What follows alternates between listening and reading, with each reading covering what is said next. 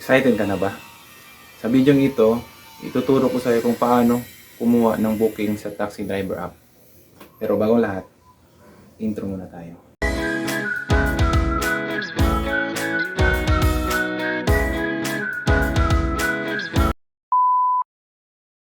Okay guys, nandito na tayo sa ating screen at buksan na natin ang ating taxi driver app.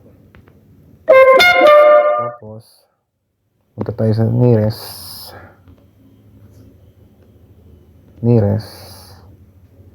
Tapos, magre-request tayo ng booking.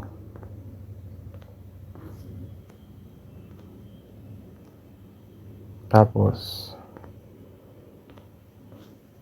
pindutin ang request. Request tayo.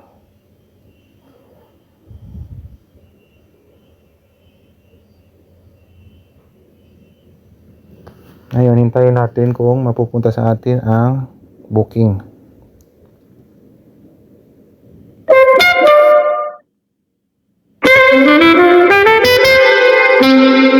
Tapos, pindutin ang accept. Tapos, once nakuha na natin ang gagawin natin, alamin natin kung asaan ang pickup location. Pindutin ito. Tapos, pag pindutin natin yan, magtuturo si Google Map kung saan ang pickup location. Ayan.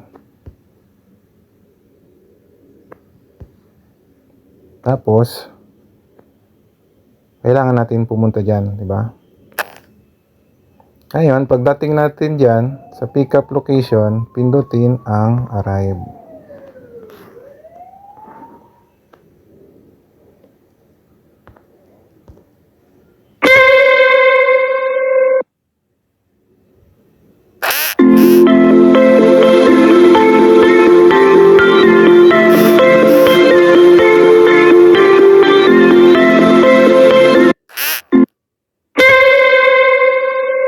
Pag dumating na tayo sa pickup location at na-pick up na natin yung item, ang gagawin natin sunod is pindutin ang let's go.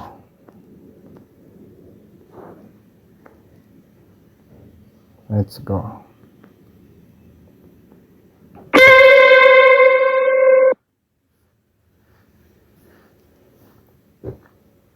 Ay, bago ko pala makalimutan, pwede pala kayong tumawag or mag-message sa customer dito. Yan, no? May message, may call.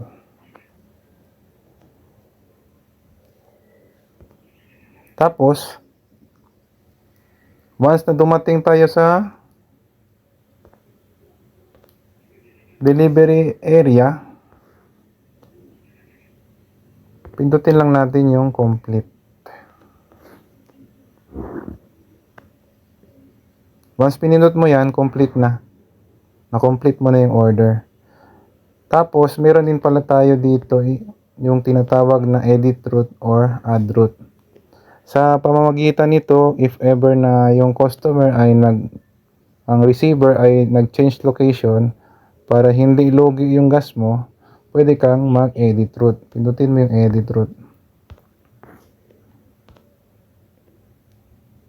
Tapos, add ka ng address para hindi sayang yung gasolina natin if ever mag-proceed tayo sa next location. Para computed pa rin yung delivery fee.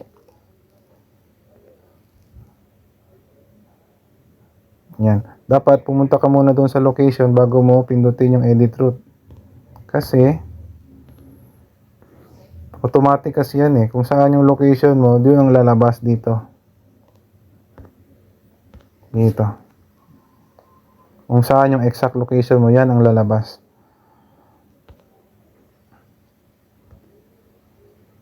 So, ganun lang guys, mag-request at kumuha ng mga bookings sa taxi driver app. Sana ay meron kayong natutunan. Kung meron kang mga tanong, iwan ka ng comment sa baba. I-like mo itong video para makita rin ng mga iba. Ma-push ang video na to sa marami pang gustong matuto. At wag mo na rin kalimutan mag-subscribe dahil marami ka pang matututunan sa channel ko. Yun. Salamat.